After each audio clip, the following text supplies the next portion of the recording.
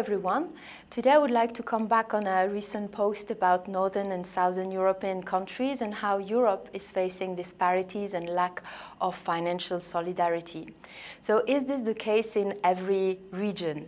Actually, if we look at the Gulf countries, the GCCs, the answer would be yes and no. Yes, there are disparities, but they show more financial solidarity. So the GCCs are not tied together by a common currency, but they have all chosen to peg their own currencies to the dollar. And as oil exporting countries, they've enjoyed high revenue in foreign currencies that allow them to support their peg successfully for the last 30 years. But currently, given the fall in oil prices and the crisis, it's becoming more challenging for some of them as they see their revenue diminishing, which means higher financing needs.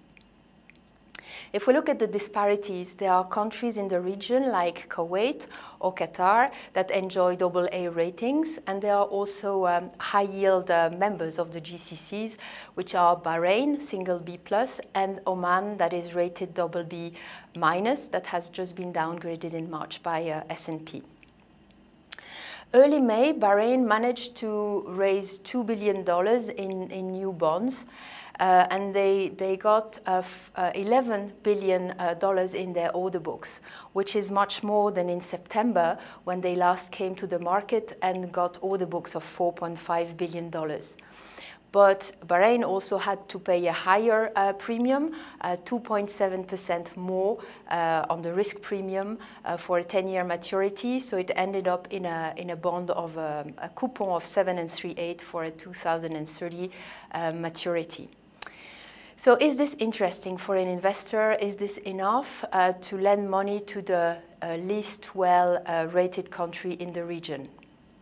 Well, actually, Bahrain, on a standalone basis, would have had to pay probably more, but it's got very close connections with its allies in the region, especially with Saudi Arabia, and it still hasn't used the totality of the loan it got in 2018, when the GCC countries lended to Bahrain $10.25 billion on a 30-year maturity and with a 0% interest rate.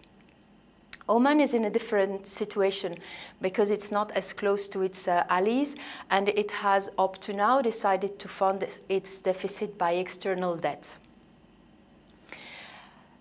Now Oman needs fresh money more than ever, but its borrowing cost went through the roof.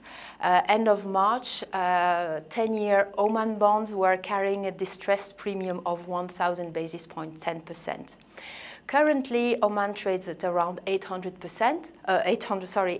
basis points, which is still much more than Bahrain, that is less well rated, but that has got stronger connection in the region.